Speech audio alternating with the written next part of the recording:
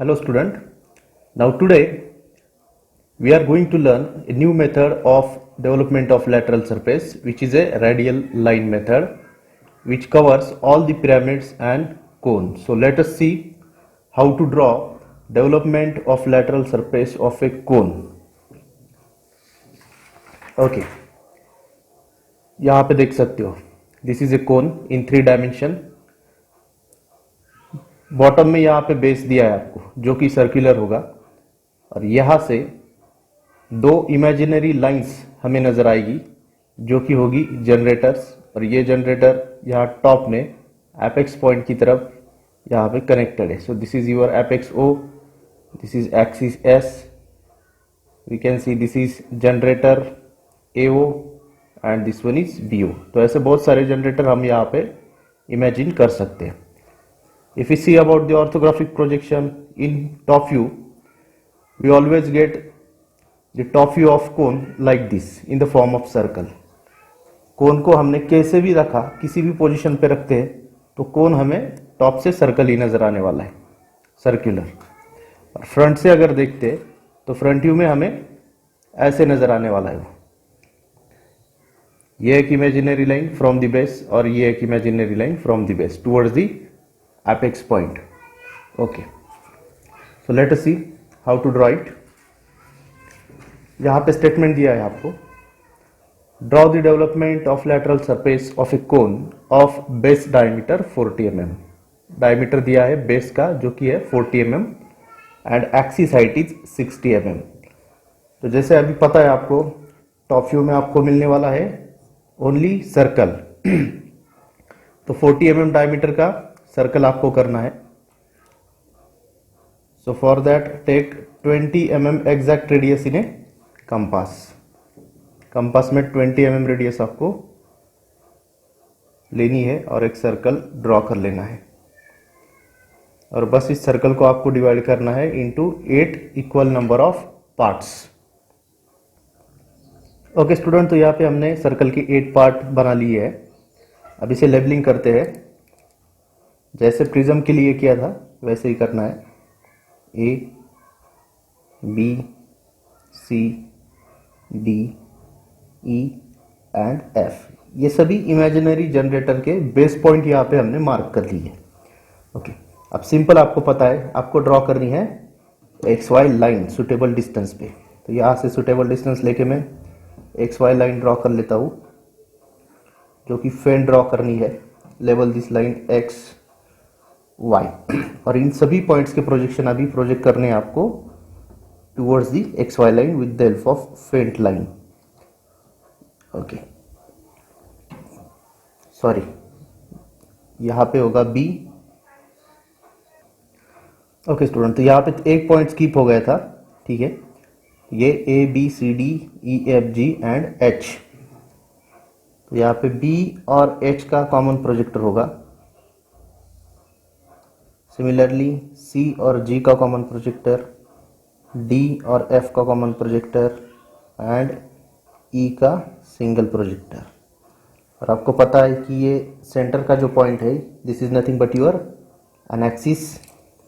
So your apex point is O and the base point of an axis is S point. Okay, अब देखिए axis का जो projector है, ये projector, तो यहाँ से हमें मार्क करनी है कोन की हाइट जो कि है 60 mm. तो इस पॉइंट से मैं 60 mm हाइट मार्क करता हूँ. ध्यान में रखिए ये हाइट आपको एक्सिस के प्रोजेक्टर पर ही मार्क करनी है, और इसे दिखाना है with the help of centre line only. Okay, like this. तो ये मिल गया हमें एपेक्स पॉइंट O, जिसे हम लेबल करेंगे with the help of single dash O dash. और सिंपल अभी आपको ये जो सभी जनरेटर के पॉइंट्स हमें मिले एक्स वाई लाइन के ऊपर, इन सभी पॉइंट्स को अभी ज्वाइन कर देना है आपको एपेक्स के साथ. क्योंकि आपको पता है जैसे प्रिज्म में टॉप साइड में भी बेस के जैसा आइडेंटिकल शेप था, तो वैसे कोन या पिरामिड में टॉप की साइड में सिर्फ होता है एपेक्स. बस ठीक तरह से इसे ज्वाइन कर दीजिए। आपके सिर्फ ये दो एक्सट्रीम आउटर जो जनरेटर है वही आपको डार्क निकालने हैं, बाकी सब जनरेटर आपको निकालने हैं with the help of fade line like this. Okay, और बेस में आपको ये जो पूरी हाफ लाइन है, half circle from front side, ये भी आपको कर देना है डार्क। ठीक है, बस अभी यहाँ पे लेबलिंग कर देनी है आपको। दिस इज ए, तो हम लेवल करेंगे A dash. This is B and H, common projector है तो यहाँ पर होगा B dash H dash. This one is C and G, so C dash G dash, यहाँ पर डी डैश एफ डैश, और ये होगा ई डैश, और जो आपका एक्सिस का एंड पॉइंट है वो होगा एस डैश। तो ये होगी पूरी लेबलिंग। और अभी आपको दिखानी है एक्सिस की हाइट। यहाँ पे एक्सिस की हाइट दी है और ना कि जनरेटर की हाइट या लेंथ। ठीक है, तो एक्सिस की हाइट आपको यहाँ पे दिखानी है विच इज 60 mm।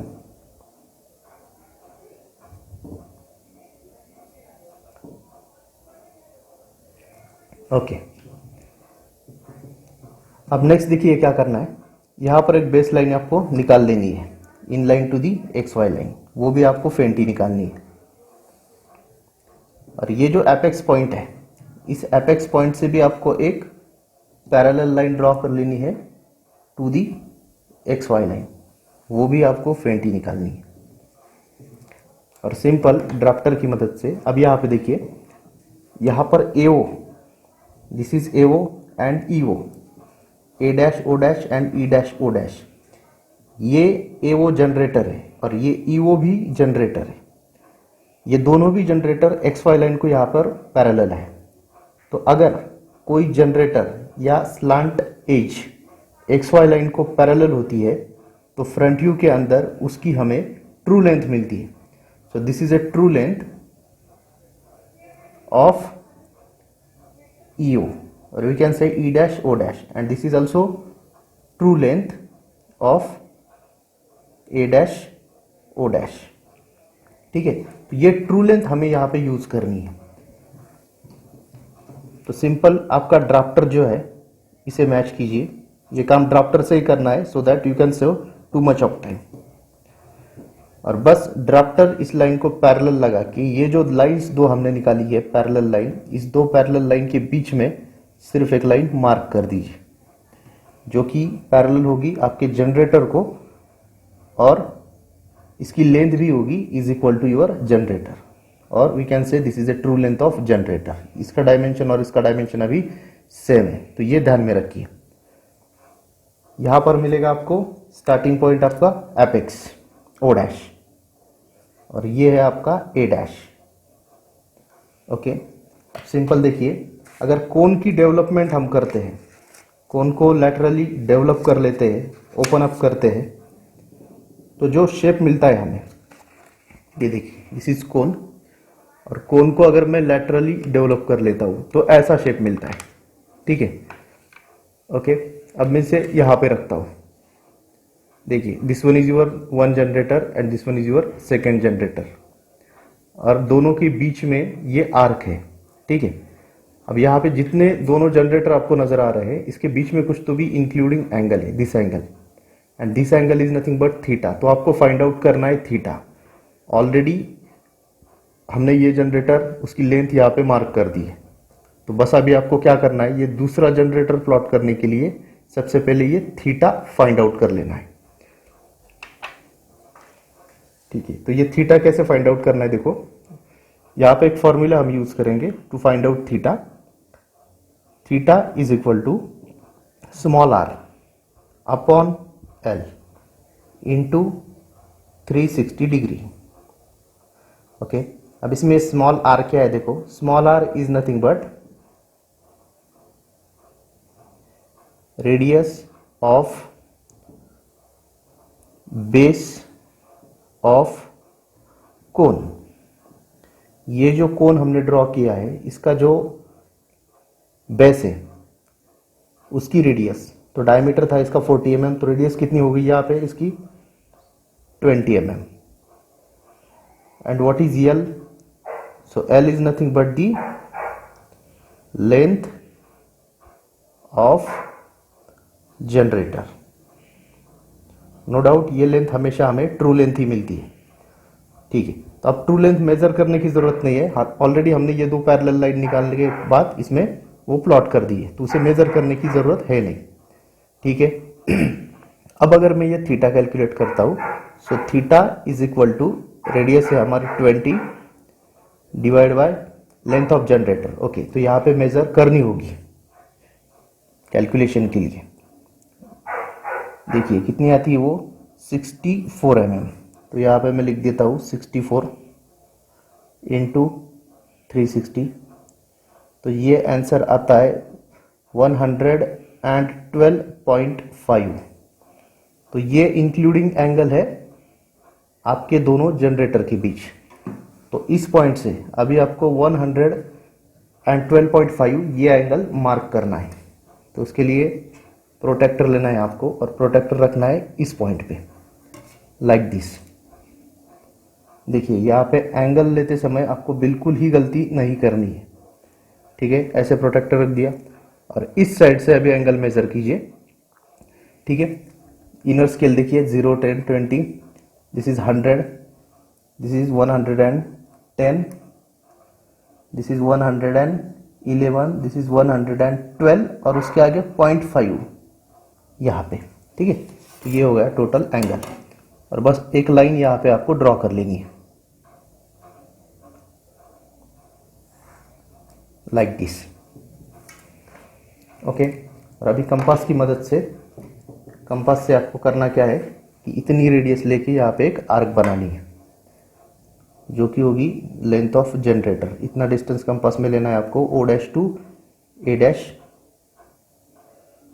और ये डिस्टेंस कंपास में लेके आपको एक आर्क ड्रॉ कर लेनी है like this intersecting to this inclination line.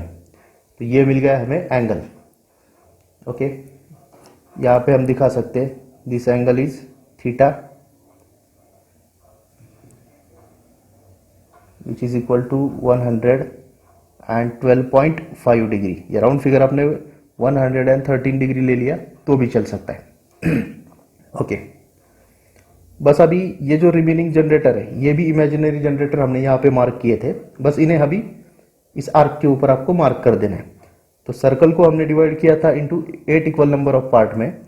तो इस सेगमेंट को भी आपको डिवाइड करना है इस थीटा को into 8 equal number of part. तो सिंपली क्या करो, देखो इसे डिवाइड बाय 8 कर दो so that you will get individual angle of every generator. इसे अगर डिवाइड करते हैं तो एक एंगल हमें मिलता है round figure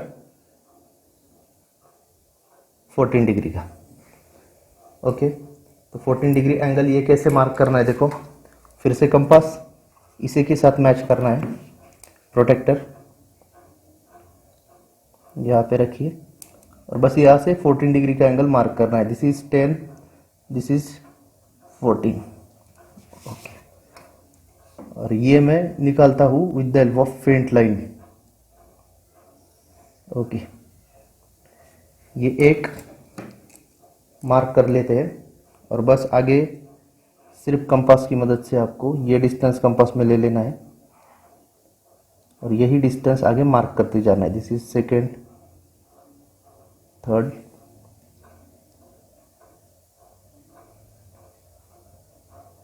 fourth, fifth, sixth, seventh and this is finally 8. बस इसे ज्वाइन कर दीजिए. ये भी लाइंस आपको फेंट ही निकालनी है लाइक दिस और ये ज्वाइन होगी सभी एपेक्स के साथ.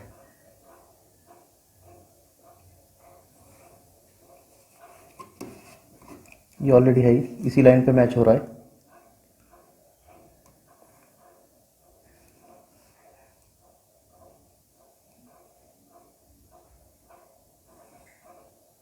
ओके 8 पार्ट इसके हो गए। This is A dash, this one is B dash, C dash, D dash, E dash, F dash, G dash, H dash और फिर से ए डैश। ओके, तो ये बहुत ही सिंपल है। This is the overall development of cone. ठीक है, तो ये फॉर्मूला जो है, तो ये फॉर्मूला आपको ध्यान में रखना है। It is only applicable to the cone only, cone के लिए इसे यूज करना है। Theta is equal to R upon L into 360 degree. ठीक है, और इसमें आर क्या है, तो R is nothing but the radius of base of cone and L is nothing but the this length of generator. Okay, so hope you understand how to draw development of lateral surface of a cone.